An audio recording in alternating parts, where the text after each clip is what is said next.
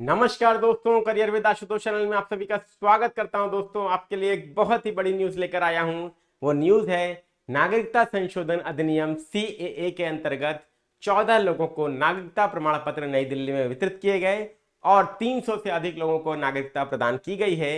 ये आज की सबसे महत्वपूर्ण खबर है दोस्तों, जिस पर विस्तार से चर्चा करेंगे और किन किन देशों के लोगों को यह नागरिकता मिल सकती है इस कानून के तहत और किन समुदाय के लोगों को मिल सकती है, इस पर भी चर्चा करेंगे। इसका सभी का आपको उत्तर मिलेगा इसी सेशन में, तो बने रहिए, वीडियो को लास्ट तक देखिए। एक बार लिंक को कॉपी करके अपने दोस्तों में शेयर कर दीजिए, चैनल पे नए तो सब्सक्राइब कर दीजिए और बेल आइकन पे ऑल जरूर दबाइए ताकि ऐसे ही अपडेट्स आपको मिलते रहें। चलिए देखते हैं, यहां पर आपको दिख रहा होगा सबसे सामने ही सीएए के तहत पहली बार मिली भारतीय नागरिकता और 14 लोगों को मिला सिटीजनशिप सर्टिफिकेट। इसकी संपूर्ण जानकारी आपको इस वीडियो में मिलेगी। अब आप सबको पता है दोस्तों, यह अधिनियम 2019 में संसद ने पारित किया। 11 मार्च 2024 को इसे अधिसूचित किया गया केंद्र सरकार के द्वारा और अब दोस्तों आज हम लोग देख रहे हैं कि 300 से अधिक लोगों को नागरिकता भी दे दी गई है। ये एक बहुत ही ऐतिहासिक कदम है दोस्तों, जिसका वेलकम होना चाहिए। ठीक, चलिए आगे बढ़ जाते हैं। यहाँ पर आप देख सकते हैं, यहाँ पर कोई माई का लाल सीएए नहीं हटा सकता। आजमगढ़ की रैली में पीएम मोदी ने यह बोला और आज का सबसे महत्वपूर्ण टॉपिक यही है आपके लिए। इसके बाद 14 people given citizenship certificates for the first time under CAA. पहली बार सीएए के अंतर्गत 14 लोगों को सर्टिफिकेट प्रदान किए गए हैं। ये भी दोस्तों एनडीटीवी ने कहा है। Latest example of Modi's guarantee CAA, ये टाइम्स ऑफ इंडिया ने पब्लिश किया है। और The CAA citizenship certificates more than 300 applicants become Indian citizens। The Hindu ने कहा है दोस्तों, ये कवर किया है 300 से अधिक लोग भारतीय नागरिक बने जिन्होंने आवेदन किया था इस कानून के अंतर्गत। ठीक है, तो कैसे आवेदन कर सकते हैं, कौन कौन से लोगों को नागरिकता मिल सकती है और कहां से आए हुए लोगों को मिल सकती है, इन सब का उत्तर आपको मिलने वाला है। ठीक है, चलिए महत्वपूर्ण न्यूज। पहली बार सीएए के तहत 300 शरणार्थियों को मिली भारतीय नागरिकता। मिनिस्ट्री ऑफ होम अफेयर्स अर्थात गृह मंत्रालय ने दिल्ली में 14 लोगों को सौंपे हैं सर्टिफिकेट। ये आपके लिए बहुत ही ज्यादा इंपॉर्टेंट न्यूज है और ऐतिहासिक है। परीक्षा के दृष्टिकोण से किन के लिए इंपॉर्टेंट है, तो जो भी छात्र ऐसे हैं जो यूपीएससी की तैयारी करते हैं, सिविल सर्विसेज की, स्टेट पीसीएस की तैयारी करते हैं, UP PCS, state MP PCS, Rajasthan PCS, Bihar PCS, उनके लिए दोस्तों जीएस पेपर 2 में दोस्तों भारतीय संविधान और राज्य व्यवस्था एक टॉपिक है, इंडियन पॉलिटी एक टॉपिक है, उसके लिए यह न्यूज बहुत ज्यादा इंपॉर्टेंट है। ठीक, चलिए अब यहां पर दोस्तों आपके सामने है न्यूज। भारत सरकार ने 11 मार्च 2024 को नागरिकता संशोधन अधिनियम को अधिसूचित किया था। इसमें आवेदन करने के तरीके, जिला स्तरीय समिति द्वारा आवेदन को आगे बढ़ाने की प्रक्रिया और राज्य स्तरीय अधिकार प्राप्त समिति द्वारा आवेदनों की जांच और नागरिकता प्रदान करने की व्यवस्था भी की गई है दोस्तों, जो आपको ध्यान रखना है। इट इज वेरी इंपॉर्टेंट आपके एग्जाम के लिए, ध्यान रखिएगा दोस्तों। ठीक, क्लियर है। 11 मार्च को अधिसूचित किया गया। इसमें आवेदन किस प्रकार करना है यह बताया गया था। जिला स्तरीय समिति द्वारा आवेदन को आगे बढ़ाने की प्रक्रिया थी, मेंशन थी। राज्य स्तरीय अधिकार प्राप्त समिति द्वारा आवेदनों की जांच कैसे होगी और कैसे नागरिकता प्रदान की जाएगी, ये सारी बातें मेंशन थी। क्लियर, चलिए इसके बाद दोस्तों ये वीडियो भी मैंने कवर किया था, जब अधिसूचित किया गया था उसे भी मैंने कवर किया है। करंट इश्यूज की प्लेलिस्ट में जाइएगा हमारे चैनल पर, वहां पर आपको सबसे पहली वीडियो मिलेगी, मतलब सबसे पहले पब्लिश हुई वीडियो मिलेगी, वो सीएए क्या है उसके नाम से मिलेगी, उसको देखिएगा, उसमें कंप्लीट डिटेल आपके लिए अवेलेबल है। ठीक, नागरिकता संशोधन अधिनियम की अधिसूचना जारी होने के बाद आज पहली बार 14 लोगों को ये सिटीजनशिप सर्टिफिकेट सौंपे गए हैं। इसके साथ ही पाकिस्तान, बांग्लादेश और अफगानिस्तान से प्रताड़ित गैर मुस्लिम प्रवासियों को भारतीय नागरिकता देने की प्रक्रिया शुरू हो गई। अब देखिए क्यों पाकिस्तान, बांग्लादेश और अफगानिस्तान ही क्यों, क्योंकि भारत के पड़ोस में स्थित ये राष्ट्र क्या हैं, ये आपके मुस्लिम राष्ट्र हैं, इस्लामिक राष्ट्र हैं और पहले दोस्तों ये भारतीय उपमहाद्वीप का हिस्सा हुआ करते थे। ये सभी राष्ट्र आप सबको पता है दोस्तों। ठीक है, क्लियर। अच्छा, अब दोस्तों यहाँ पे जो 6 समुदाय हैं, 6 समुदाय के लोग जो क्या है, माइनॉरिटीज हैं, वो अगर विस्थापित हुए हैं प्रताड़ित होकर, तो उनको नागरिकता देने की बात की गई है। यहाँ पर चूंकि मुस्लिम राष्ट्र है, इस्लामिक राष्ट्र है, तो मुसलमानों को इसमें इंक्लूड नहीं किया गया है। ये कारण आपको समझ में आना चाहिए। स्वाभाविक सी बात भी है, क्योंकि किसी देश में अगर मेजॉरिटी है दोस्तों मुस्लिम्स हैं, तो वहां पे उनकी प्रताड़ना ना के बराबर होगी या नहीं ही होगी। लेकिन अगर अल्पसंख्यक है तो उसके चांसेस बढ़ जाते हैं। अब भारत में क्या है, लेकिन भारत में उल्टा है दोस्तों। अभी मैंने एक करंट इश्यूज की प्लेलिस्ट में एक वीडियो आप देखेंगे कि भारत में बढ़ी मुस्लिमों की आबादी और हिंदुओं की घटी है। मैंने एक वीडियो कवर किया था, उसमें बताया था दोस्तों कि 2015 तक में 65 वर्षों में दोस्तों 1950 से 2015 में भारत में मुस्लिमों की आबादी 43.15% तक बढ़ी है और हिंदुओं की आबादी 8% घट गई है दोस्तों। तो भारत एक अपवाद है दोस्तों। जो भारत क्या करता है, भारत में अल्पसंख्यकों को भी इतने अधिकार प्राप्त हैं, बराबर के अधिकार प्राप्त हैं और सारी सुविधाएं, सारी स्कीम्स का लाभ उनको मिलता है और अल्पसंख्यकों के अधिकारों का संरक्षण भी हमारे संविधान के द्वारा किया गया है। तो ऐसा देश दोस्तों शायद ही कहीं देखने को मिले जैसा हमारा प्यारा देश भारत है, जहां पे सभी धर्म के लोग जो है एकदम निश्चिंत होकर निवास करते हैं। और आबादी बढ़ने का प्रतीक भी यही है दोस्तों कि यहाँ पर कंडक्टिव कंडीशंस हैं, ऐसी परिस्थितियां अवेलेबल हैं जहां पे हर धर्म और हर संप्रदाय का व्यक्ति फ्लरिश कर सकता है। क्लियर? तो ये दोस्तों भारत की विशेषता है और पूरे विश्व में शायद ही आपको कोई और देश ऐसा मिले दोस्तों। ठीक, चलिए। पीटीआई के मुताबिक एक आधिकारिक प्रवक्ता ने कहा कि केंद्रीय गृह सचिव अजय कुमार भल्ला ने एक पोर्टल के माध्यम से आवेदन ऑनलाइन प्रोसेस होने के बाद 14 लोगों को प्रमाण पत्र सौंपे। मतलब ऑनलाइन आवेदन प्रोसेस हो गया, 14 लोगों को दोस्तों, जो हमारे केंद्रीय गृह सचिव अजय कुमार भल्ला हैं, उन्होंने ये नागरिकता सर्टिफिकेट जो है वो प्रदान किए। क्लियर? साथ ही आवेदकों को नागरिकता संशोधन अधिनियम की महत्वपूर्ण बातें भी बताई। ये बात ध्यान रखना है कि सीएए की महत्वपूर्ण बातें भी इनको बताई गई। क्लियर?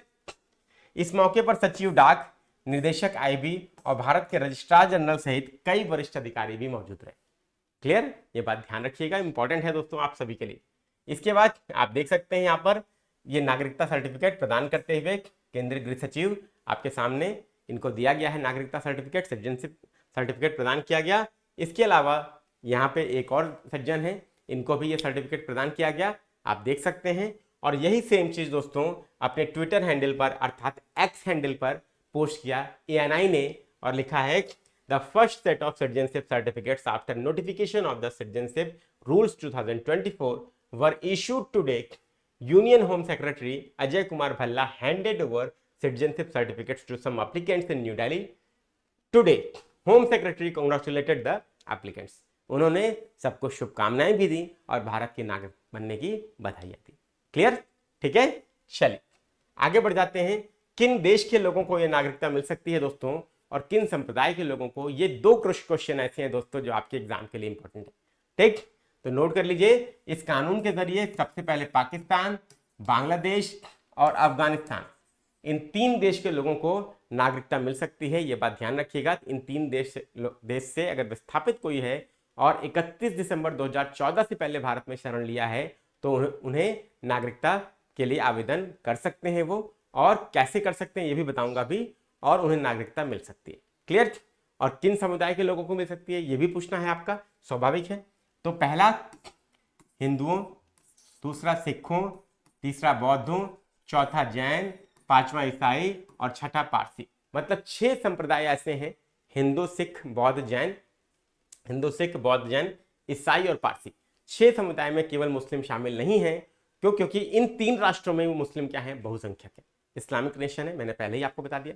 ठीक है, तो इन 6 राष्ट्रों के अल्पसंख्यकों को जो भारत में क्या है शरण लिए हैं उनको भारत की नागरिकता प्रदान की जाएगी, ऐसा प्रावधान इसमें किया गया। अब कुछ लोग इस कानून की आलोचना भी करते हैं कि इसके तहत नागरिकता छीन ली जाएगी या हमें सर्टिफिकेट दिखाना पड़ेगा मुस्लिमों को भारत के, बरगलाते हैं। लेकिन ये गलत बात है दोस्तों। क्यों? क्योंकि इसमें नागरिकता छीनने की कहीं कोई बात ही नहीं है। इस अधिनियम में ऐसा कोई प्रावधान नहीं है कि किसी की नागरिकता चली जाएगी। इसमें केवल नागरिकता देने की बात है, वो भी पाकिस्तान, अफगानिस्तान और बांग्लादेश के जो शरणार्थी हैं 6 समुदाय के लोग, उनको नागरिकता प्रदान की जाएगी। सिंपल सी बात है, ये बात दिमाग में बैठा लीजिए। क्लियर? जो लोग 31 दिसंबर 2014 से पहले भारत में आकर बस गए थे उन्हें ही नागरिकता मिलेगी दोस्तों। एक बहुत ही महत्वपूर्ण क्वेश्चन है कि किन लोगों को, मतलब कब बसे हो, क्या आज की डेट में आए हैं तो क्या उनको नागरिकता मिल पाएगी क्या? तो आज की डेट में अगर आए हैं तो आज की डेट में अभी नागरिकता नहीं मिल पाएगी, क्योंकि ये कानून क्या कह रहा है, 31 दिसंबर 2014 से पहले भारत आया हुआ होना चाहिए। ये इंपॉर्टेंट है। तो आप एक काउंटर क्वेश्चन कर सकते हैं कि क्या सर जो आज आया है उसका अधिकार नहीं बनेगा, क्या उसको भारत की नागरिकता नहीं दिया जाएगा? तो मैं कहूंगा फिलहाल अभी ऐसा नहीं है, लेकिन भविष्य में हो सकता है। क्यों? क्योंकि संसद को भारत में संविधान में संशोधन करने का अधिकार है और कानून में संशोधन करने का अधिकार दिया जाए। और संसद अपने संशोधन की शक्ति का इस्तेमाल करते हुए इसी नागरिकता अधिनियम में संशोधन करके, जो 2019 में संशोधन किया गया, फिर से संशोधन करेगी नागरिकता अधिनियम में, और उसमें जो 31 दिसंबर 2014 की जो डेडलाइन है उसको एक्सटेंड करके 31 दिसंबर 2024 कर सकती है। लेकिन भविष्य में ये कर सकती है, ये भविष्य की बात है, अभी फिलहाल ऐसा कोई प्रावधान नहीं। क्लियर हो गई बात दोस्तों? ठीक है ना? मतलब आप समझिए 31 दिसंबर 2014 से लेकर लगभग 10 साल हो गया, 10 साल उन्होंने यहाँ पर एज ए शरणार्थी जीवन व्यतीत किया हो, तब उनको यह नागरिकता मिल रही है दोस्तों। ये भी अपने आप में एक संघर्ष है, छोटी बात नहीं है दोस्तों। क्लियर हो गई बात? ठीक है, तो याद रखिएगा। इसके बाद दोस्तों यहां पर पहली बार यह अधिनियम 2016 में लोकसभा में पेश किया गया था, लेकिन यहां तो पास हो गया, लेकिन राज्यसभा में अटक गया था। इसे संसदीय समिति में भेज दिया गया था, मतलब पार्लियामेंट्री कमेटी भेज दिया गया था। ठीक है, फिर क्या हुआ दोस्तों? फिर चुनाव आ गए, फिर चुनाव डिक्लेयर हो गए, तो फिर दोस्तों क्या हो गया? फिर ये पास नहीं हो पाया। फिर दोबारा जब चुनाव के बाद मोदी सरकार बनती है 2.0, तो दिसंबर 2019 में इसे लोकसभा में पेश किया गया। इस बार लोकसभा और राज्यसभा दोनों जगह से ये पास हो गया। समझ में आ रही बात? दोनों जगह से पास हो गया। फिर राष्ट्रपति की मंजूरी मिल गई, ये कानून बन गया। लेकिन इसकी अधिसूचना दोस्तों 2020 में जारी नहीं हुई। इसकी अधिसूचना जारी होती है 11 मार्च 2024 को। ये आपको ध्यान रखना है, ये वेरी वेरी इंपॉर्टेंट इस बार के लिए। ये क्वेश्चन एग्जाम में निश्चित रूप से आएगा, सीए से संबंधित सभी प्रतियोगी परीक्षाओं में, इंक्लूडिंग यूपीएससी और स्टेट पीसीएस दोनों। इस कानून के तहत अगर भारतीय नागरिकता हासिल करना चाहते हैं तो क्या करना होगा? तो इंडियन सिटीजनशिप online.nic.in ये वेबसाइट है, इस वेबसाइट पर जाना होगा और वहां पर जाके आप भारतीय नागरिकता हासिल करने के लिए आवेदन दाखिल कर सकते हैं। ठीक है, एप्लीकेशन भर सकते हैं। या तो आप क्या कर सकते हैं, CAA 2019 नाम का ऐप भी आप क्या कर सकते हैं, प्ले स्टोर से गूगल के डाउनलोड कर सकते हैं। CAA 2019, उसके थ्रू भी आप नागरिकता को प्राप्त कर सकते हैं। नागरिकता के लिए 29 दस्तावेजों की जरूरत होगी। इसमें से 9 दस्तावेज ये साबित करेंगे कि आप पाकिस्तान, बांग्लादेश या अफगानिस्तान के नागरिक हैं। मतलब टोटल 29 में से 9 ये साबित करेंगे कि आप इन 3 देश के नागरिक हैं या इनमें से किसी एक देश के नागरिक हैं। और बाकी के 20 दस्तावेज इस बात का सबूत होंगे कि आपने किस तारीख को भारत में प्रवेश किया। ठीक है, मतलब 2 तरीके के प्रूफ आवश्यक है। पहला, आप पाकिस्तान, बांग्लादेश या अफगानिस्तान के नागरिक हैं। दूसरा, आप किस तिथि में भारत आए हैं। बस यही 2 चीजें प्रूव होनी है। यही 2 चीज प्रूव हो जाएगी तो आपको नागरिकता मिल सकती है।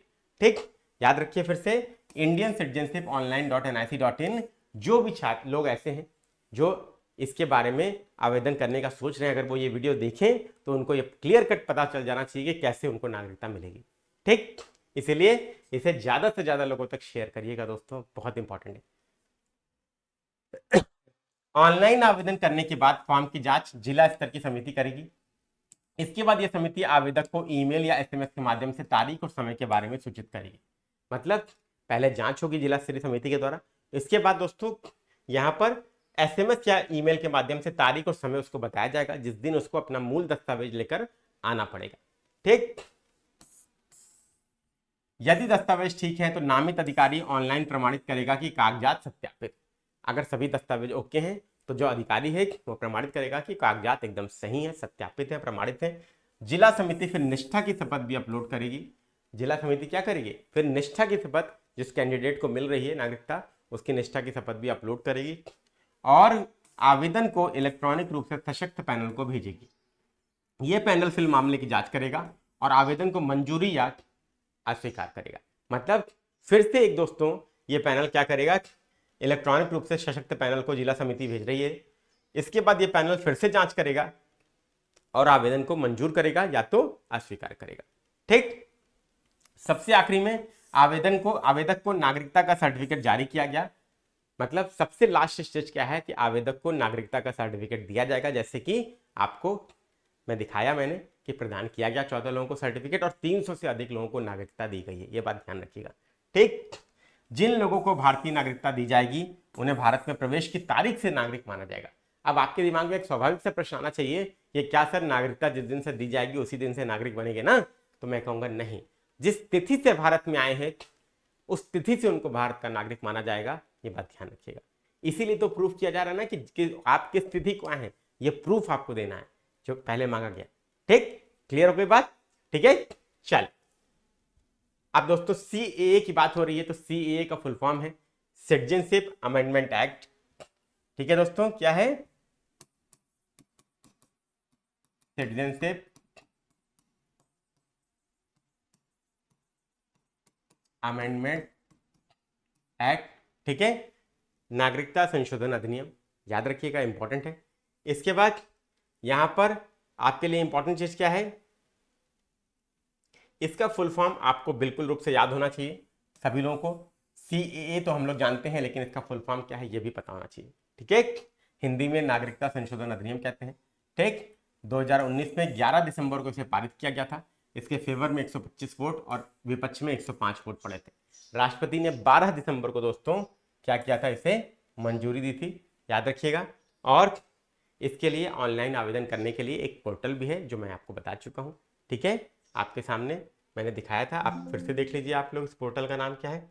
ठीक है, कैसे मिलेगी? Indian citizenship online .nic.in। Clear है आप सभी लोगों के लिए, वेरी वेरी इंपॉर्टेंट आपके एग्जाम के लिए। अब दोस्तों आपके दिमाग में एक स्वाभाविक सा प्रश्न आना चाहिए कि सर संसद ने अधिनियम पारित किया, क्या संसद को ही अधिकार है नागरिकता देने का? तो मैं कहूंगा हाँ। और आप कहेंगे नागरिकता क्या चीज होती है, तो यह भी प्रश्न मैं आपको बता देता हूं क्योंकि एग्जाम में भी आता है। ठीक है, तो यहां पर दोस्तों नागरिकता दोस्तों क्या है, सबसे पहले ये समझिए। नागरिकता या सिटीजनशिप किसी भी देश में नागरिकों को दिया जाने वाला सबसे महत्वपूर्ण सिविल और राजनीतिक अधिकार होता है दोस्तों, ये बात ध्यान रखिएगा। अगर आप कहेंगे सर फंडामेंटल राइट सबसे ज्यादा इंपॉर्टेंट है, तो मैं कहूंगा नहीं। किसी भी देश में अगर आप नागरिक होंगे पहले, तभी तो आपको सारे अधिकार मिलेंगे। अगर आप नागरिक ही नहीं है, नागरिक के रूप में ही नहीं पहचाने जा रहे हैं, तो आपको ज्यादातर अधिकार नहीं मिलेंगे। जिनमें मूलभूत अधिकार है वो आपको नहीं मिलेंगे, जिससे आपका सर्वांगीण विकास हो सके। तो मौलिक अधिकार इसलिए है कि सर्वांगीण विकास हो सके, लेकिन मौलिक अधिकार में सर्वांगीण विकास तभी हो पाएगा जब आपको नागरिकता का अधिकार आपके पास होगा, जब आप उस देश के नागरिक होंगे। इसलिए सबसे प्राइम राइट है नागरिकता, ये बात ध्यान रखिएगा। क्लियर? और एग्जाम में भी दोस्तों, इंटरव्यू में भी ये प्रश्न आपसे पूछा जाता है, यूपीएससी में, यूपीपीसीएस में, तो आपको ध्यान रखना है। तो नागरिकता is the most important right, citizenship इसे कहते हैं इंग्लिश में।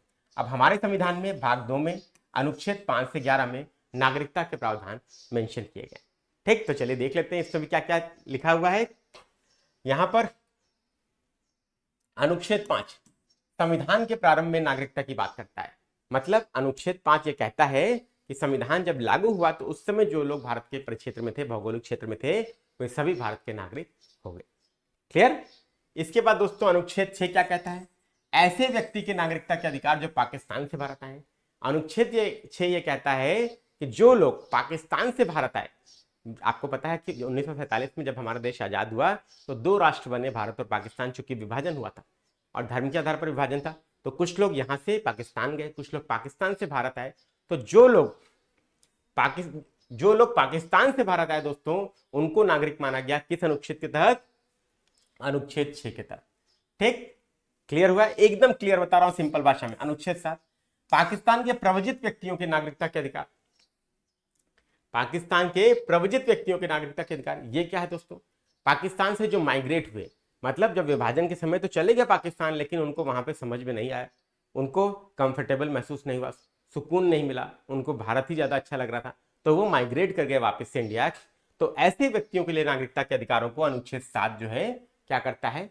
रेगुलेट करता है। मतलब अनुच्छेद 7 ऐसे व्यक्तियों को नागरिकता प्रदान करता है। ठीक, अनुच्छेद 8 भारतीय मूल के वैसे लोगों के नागरिकता के अधिकार जो भारत से बाहर निवास कर रहे हैं। मतलब ऐसे लोग जो पर्सन्स ऑफ इंडियन ओरिजिन है, मतलब भारत में रह नहीं रहे हैं लेकिन भारतीय मूल के हैं, अगर वो नागरिकता लेंगे तो अनुच्छेद कौन सा? अनुच्छेद 8 दोस्तों इसको रेगुलेट करता है। समझ में आ गई बात? क्लियर? विनियमित करता है। इसके बाद अनुच्छेद 9 क्या कहता है भाई?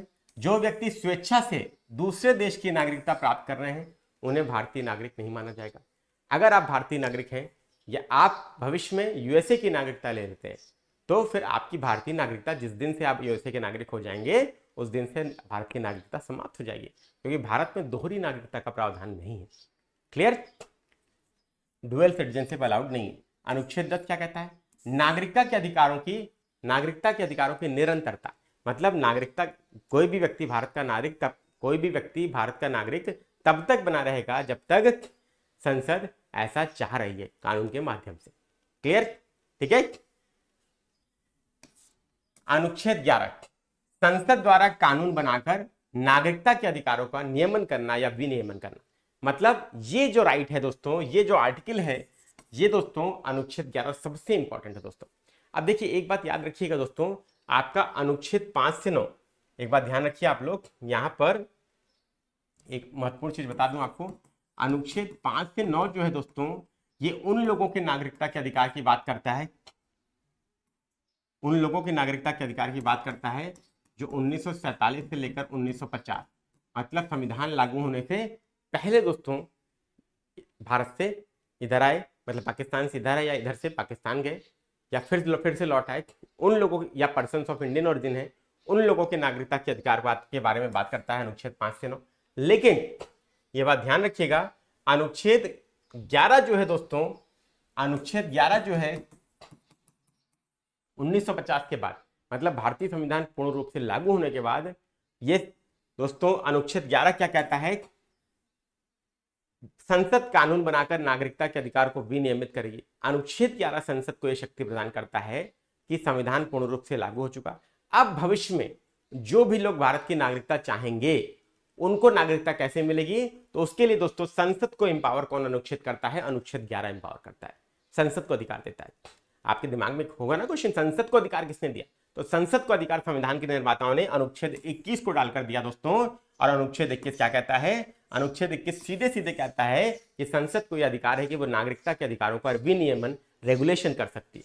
और इसी अधिकार का उपयोग करके अनुच्छेद 21 का, अनुच्छेद 11 का उपयोग करके दोस्तों संसद ने क्या पास किया, नागरिकता संशोधन अधिनियम, नागरिकता अधिनियम सिटीजनशिप एक्ट 1955 लागू किया। ठीक है, सिटीजनशिप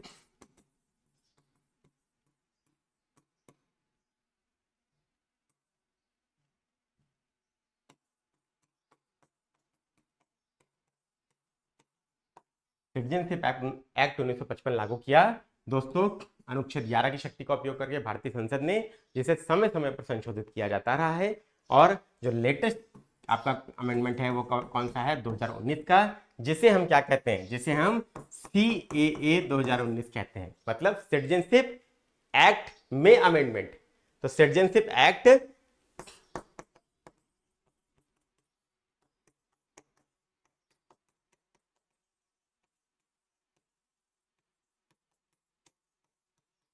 क्लियर, तो क्या है ये सिटीजनशिप अमेंडमेंट एक्ट 2019, यही है दोस्तों। और क्यों है ये मैंने आपको बता दिया। ठीक है, तो संसद को यह अधिकार दिया गया कि वो नागरिकता के अधिकारों का विनियमन करेगी। तो 1950 के बाद जो भी लोग भारत की नागरिकता चाहते हैं उन्हें 5 प्रकार से भारत की नागरिकता मिल सकती है, ये संसद ने बताया। ठीक है, ध्यान रखिएगा, वेरी इंपॉर्टेंट आपके लिए। और इसी संशोधन में ये एक प्रावधान जोड़ा गया कि 3 देशों पाकिस्तान, बांग्लादेश और अफगानिस्तान से आए हुए शरणार्थियों को जो 31 दिसंबर 2014 से पहले आए हैं उन्हें भारत का नागरिकता प्रदान मिल सकता है, भारत की नागरिकता प्रदान की जाएगी।